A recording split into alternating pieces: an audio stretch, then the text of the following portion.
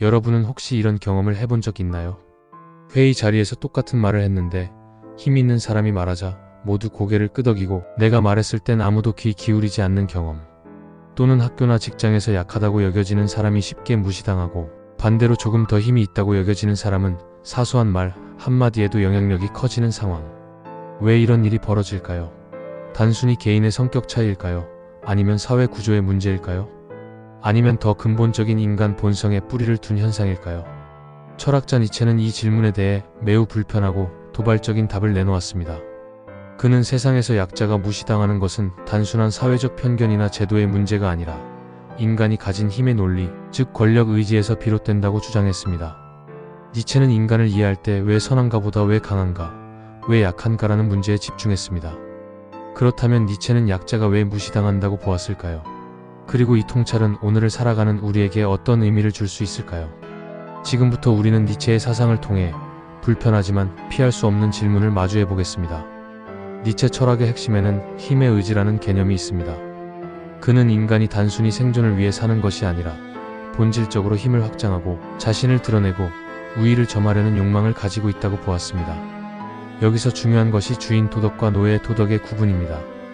주인 도덕은 힘있고 창조적인 사람이 세상에 자기 가치를 새기는 방식입니다.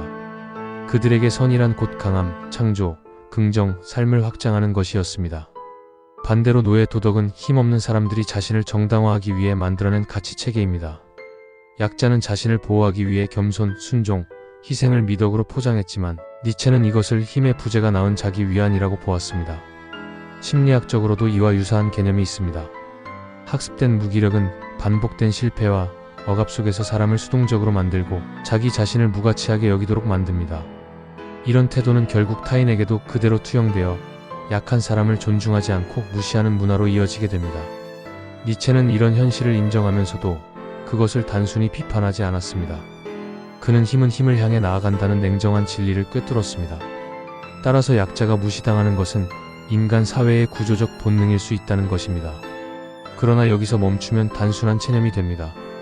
니체는 오히려 약자가 스스로를 강하게 만들고 새로운 가치를 창조해야 한다고 강조했습니다. 그렇다면 이러한 논의는 우리의 일상에 어떻게 드러날까요? 현실 속에서 약자는 무시당한다는 사실은 다양한 형태로 나타납니다. 직장에서 의견이 묵살되는 경우, 학교에서 괴롭힘을 당하는 경우, 혹은 사회적 약자가 정책에서 배제되는 경우, 모두 힘의 차이가 드러나는 순간입니다. 예를 들어 회의에서 어라는 직원이 훌륭한 아이디어를 냈는데 무시당했다고 가정해봅시다. 하지만 같은 아이디어를 상사가 말하면 모두가 박수칩니다. 이 현상은 단순히 직급 차이 때문만이 아닙니다. 사람들은 본능적으로 누가 힘 있는가를 따지고 그 힘 앞에 더 쉽게 설득되는 경향을 보입니다. 또 다른 예로 인간관계에서도 비슷한 일이 벌어집니다.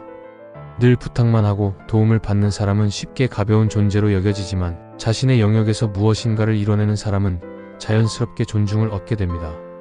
심지어 가족이나 친구 사이에서도 이런 힘의 불균형은 무시와 존중의 경계를 결정합니다. 이런 현상은 불편하지만 현실입니다. 니체는 이것을 인간 본성의 일부로 이해했습니다. 하지만 중요한 것은 여기서 끝나는 게 아닙니다. 그는 약자가 스스로를 변화시키고 자기 힘을 길러내는 과정을 통해 새로운 질서를 만들어야 한다고 말했습니다. 그렇다면 우리는 어떻게 스스로의 힘을 길러내고 약자의 위치에서 벗어날 수 있을까요? 니체가 말한 해결책은 단순합니다. 강해져라. 하지만 여기서 강함은 단순히 신체적 힘이나 권력을 의미하지 않습니다. 그것은 자기 자신을 넘어서는 힘, 자기 삶을 주도적으로 만들어가는 힘입니다. 첫째, 자기 책임을 인식하는 것입니다. 약자는 늘 외부를 탓합니다. 환경이 나쁘다, 사회가 불공평하다라는 말 속에 스스로의 무기력을 숨깁니다. 하지만 니체는 바로 그 순간이 노예 도덕에 빠지는 지점이라고 보았습니다. 내 삶을 바꿀 수 있는 힘은 결국 내 안에 있다는 자각이 필요합니다. 둘째, 작은 영역에서 힘을 쌓는 것입니다. 자신의 전문성을 키우고 작은 목표를 달성하며 성취 경험을 반복하는 것이 자기 확신을 만듭니다. 이 작은 힘이 쌓일수록 주변 사람들의 태도도 달라집니다. 셋째, 고통을 두려워하지 않는 것입니다. 니체는 나를 죽이지 않는 것은 나를 강하게 만든다라고 말했습니다. 실패, 좌절, 비난은 피해야 할 것이 아니라 성장의 기회입니다. 약자가 무시당하는 이유는 종종 고통을 피하려 하기 때문입니다. 반대로 고통을 받아들이고 이겨낸 사람은 자연스럽게 존중을 얻게 됩니다. 넷째, 자기만의 가치를 창조하는 것입니다. 남이 정해준 기준에 매달리는 한 우리는 약자의 위치에 머물 수밖에 없습니다. 니체가 말한 초인은 바로 스스로 새로운 가치를 만들고 그것을 기준으로 살아가는 사람입니다. 약자는 왜 무시당할까요? 니체는 불편하지만 명확하게 말합니다. 세상은 힘의 논리로 움직인다. 이 말은 차갑게 들리지만 동시에 우리에게 강력한 메시지를 줍니다. 그렇다면 우리는 어떤 선택을 해야 할까요? 가난, 무기력, 무시는 외부에서 주어진 운명이 아닙니다. 그것은 내 안의 힘을 어떻게 사용하느냐에 따라 달라질 수 있습니다. 니체가 말한 힘은 남을 억누르는 폭력이 아니라 자기 자신을 극복하고 삶을 창조하는 의지입니다. 니체가 살던 19세기 유럽 사회와 오늘날 21세기 사회는 겉으로는 많이 다릅니다. 하지만 그의 통찰은 놀라울 정도로 오늘의 현실을 설명하는 데 적절합니다. 현대 사회는 자본주의 경쟁과 SNS 문화 속에서 힘의 논리를 더욱 극단적으로 드러내고 있습니다. SNS를 떠올려 봅시다. 사람들은 팔로워 수, 좋아요 수, 구독자 수로 서열을 나누고 그 수치가 곧 영향력과 존중의 기준이 됩니다. 팔로워가 많은 사람의 말은 특별한 근거가 없어도 무게감 있게 받아들여지고 그렇지 않은 사람의 말은 쉽게 묵살됩니다.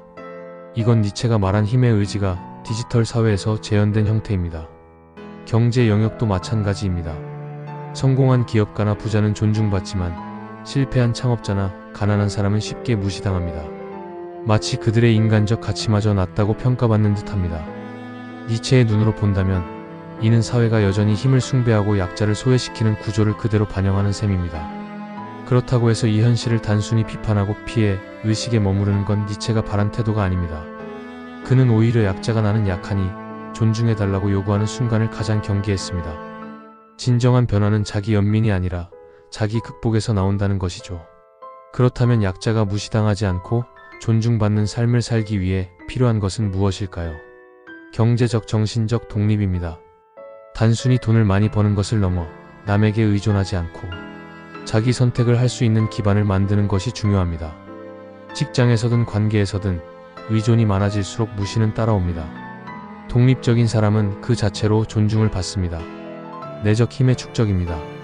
내면이 단단한 사람은 외부의 무시에 쉽게 흔들리지 않습니다. 독서, 학습, 자기 성찰, 경험을 통해 쌓인 내적 힘은 타인의 시선과 별개로 삶을 지탱하는 힘이 됩니다. 니체가 말한 초인적 태도는 바로 이런 내적 힘에서 비롯됩니다. 타인과 다른 길을 걷는 용기입니다. 니체는 너는 내가 될 사람이어야 한다라고 말했습니다. 남들과 같은 길을 따라가면 그저 수많은 약자 중 하나가 될 뿐입니다. 하지만 스스로의 길을 개척하는 순간 비록 초반에는 무시당하더라도 결국 독자적인 힘을 얻게 됩니다. 고통을 성장의 연료로 삼기입니다. 무시는 고통스럽습니다.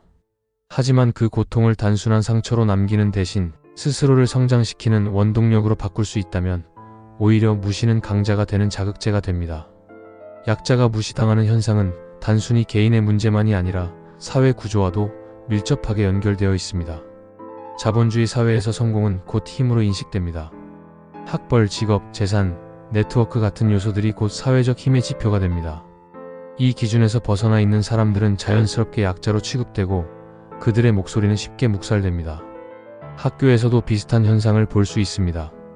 공부를 잘하는 학생, 운동을 잘하는 학생은 존중을 받지만 눈에 띄지 않거나 특별한 성취가 없는 학생은 무시당하기 쉽습니다. 사회는 늘 성과와 힘을 기준으로 존중을 분배합니다. 니체는 이를 외면하지 않았습니다. 그는 오히려 이러한 현실을 직시하며 인간 사회가 힘의 논리로 움직인다는 점을 인정했습니다. 그러나 니체의 핵심은 여기에 머물지 않습니다. 그는 사회 구조가 약자를 무시한다 해도 그 안에서 여전히 자기 힘을 창조할 수 있는 가능성이 있다고 강조했습니다. 약자는 단순히 피해자가 아니라 자기 한계를 극복할 수 있는 주체라는 것입니다. 역사와 현실 속에는 약자의 위치에서 출발했지만 존중을 되찾은 인물들의 사례가 많습니다. 예를 들어 아브라함 링컨은 가난한 농가에서 태어나 정규 교육조차 제대로 받지 못했지만 독학으로 법을 공부해 변호사가 되었고 결국 미국 대통령이 되었습니다. 처음 그는 사회적 약자였지만 자기 힘을 기르고 끊임없이 도전한 끝에 존중받는 인물이 된 것이죠. 현대 사회에서도 마찬가지입니다. 유명 기업가 중 다수는 무시당하는 환경에서 출발했습니다. 학력, 자본, 인맥이 부족했지만 끊임없이 실험하고 실패하며 결국 자신만의 길을 만들었습니다. 이들은 단순히 돈을 벌었기 때문에 존중받은 것이 아니라 자기 힘을 증명했기 때문에 존중을 얻은 것입니다. 일상 속 작은 사례도 있습니다. 직장에서 늘 소극적이던 직원이 스스로 공부를 통해 전문성을 쌓고 점차 프로젝트를 주도하기 시작하면서 동료들의 태도가 달라지는 경우입니다. 존중은 단순히 부탁한다고 얻어지는 게 아닙니다. 힘을 길러내고 보여줄 때 자연스럽게 따라오는 것입니다.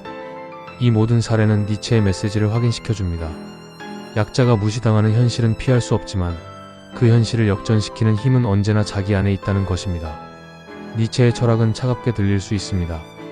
약자는 무시당한다는 사실을 인정하라는 것이니까요. 그러나 동시에 그는 뜨거운 희망을 던집니다. 존중은 밖에서 오는 것이 아니라 스스로 만들어내는 힘에서 비롯된다. 우리가 약자의 위치에서 무시당한다면 그것은 끝이 아니라 시작일 수 있습니다. 무시라는 고통을 자극제로 삼아 더 강한 자기 자신을 만들어간다면 언젠가 존중은 자연스럽게 따라올 것입니다.